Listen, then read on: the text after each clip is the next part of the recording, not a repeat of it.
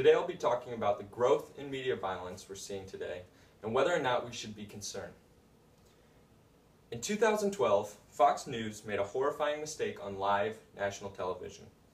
The company was broadcasting an aerial shot of a high-speed chase when the wanted driver veered onto a dirt path next to the road. What happened next was disturbing and not suitable for the station's viewers. The man exited the vehicle and sprinted in the opposite direction of the car and road. Obviously disoriented, he darted back and forth, tripping over himself. Stopping in a patch of brush, he raised a gun to his temple. As people from all parts of the country looked on, he did the unthinkable. This is one especially troubling example of the violence exposed to the people of all ages on a daily basis. Media violence is a growing concern, and it's important to understand that this issue can influence aggression levels and decision-making, especially with children. Violence in the media first became an issue in the early 1900s as motion pictures jumped in popularity. Many people called for stricter regulation because they were horrified by the first televised car chases and shootouts. This resulted in the formation of the National Board of Censorship of Moving Pictures in 1909, the first real attempt to restrict media violence, according to the Mass Media Violence Timeline.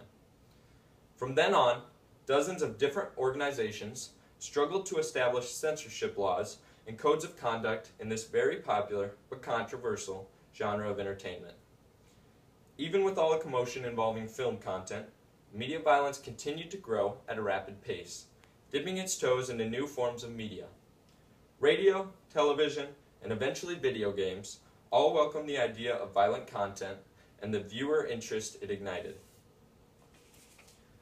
Many people are exposed to the replication of crimes through video games, TV shows, and movies. In these forms of media, violence is often portrayed as something it is not.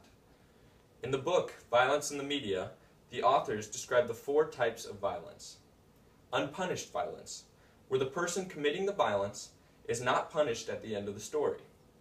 Painless violence, which does not show the pain, injury, or death that the victim experiences. Happy violence, such as that in cartoons, where characters are repeatedly hurt and it's portrayed as humorous. And heroic violence, where violence is used by a good guy for a positive reason.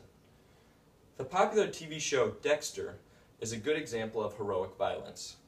In this show, the lead character is a criminal detective who kills suspects that he believes get off too easy.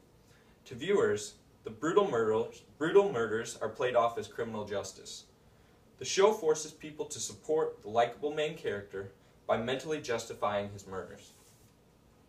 There are many theories, all of which are debated, that pertain to whether media violence actually has an effect on its viewers. As stated in the Academy of Adolescent Psychiatry website, it can produce distress, emotional anesthesiation to violence, loss of empathy for victims, and the views that violence is an acceptable means for dealing with problems. This all points toward one thing: desensitization. James Potter, author of the book The 11 Myths of Media Violence, believes it has gotten to a point where people can't understand the amazing amount of media violence because they are so used to it. Everyone has different understandings of the word violence, and it makes all debates for media violence regulation very difficult. Acquiring proof that violence in the mass media has a damaging effect on the human life or mind is extremely hard, and it's the main reason that the opposition refuses to accept it. Many opposed to the idea point to the correlation between the amount of media violence and the actual crime rates. According to the Department of Justice, since 1993, crime rates have significantly decreased. How can this be if media violence is growing at a rapid pace? In Andrea Nakaya's current issue article, she talks of Tim Winter, the president of the Parents Television Council, who may have the answer. He said, "It is disappointing, in fact pathetic, that some would point to a lower national crime rate as proof that increased media violence has no impact on children. Given the tens of billions of dollars spent every year on law enforcement, youth violence intervention, school programs, criminal incarceration, public service announcements, and the like, it is absurd for such a conclusion to be drawn. There are too many factors involved to make a blanket statement about the connection between media violence and crime rates.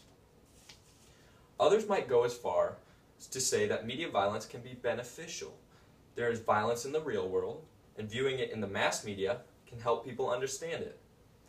That logic begins to fail when one considers games like Grand Theft Auto, which is a top seller on the market.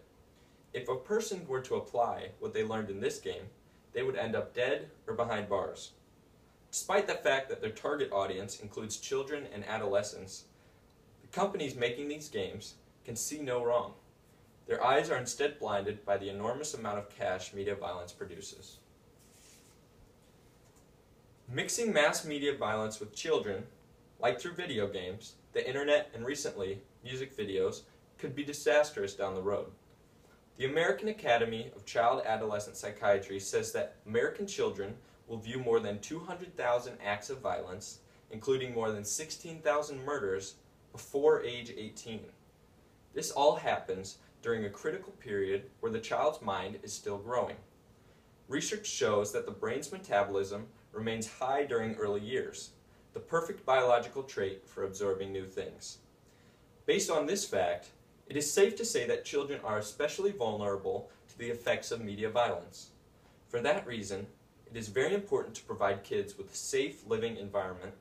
Trouble at home can push a child toward real acts of violence they had seen on TV.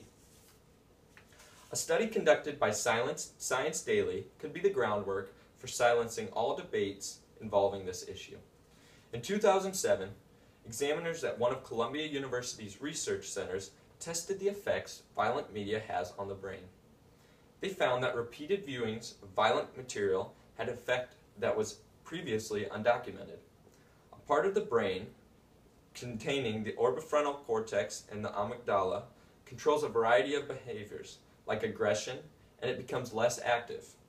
The subjects who watched entertaining but non-violent clips did not experience the same decrease in activity.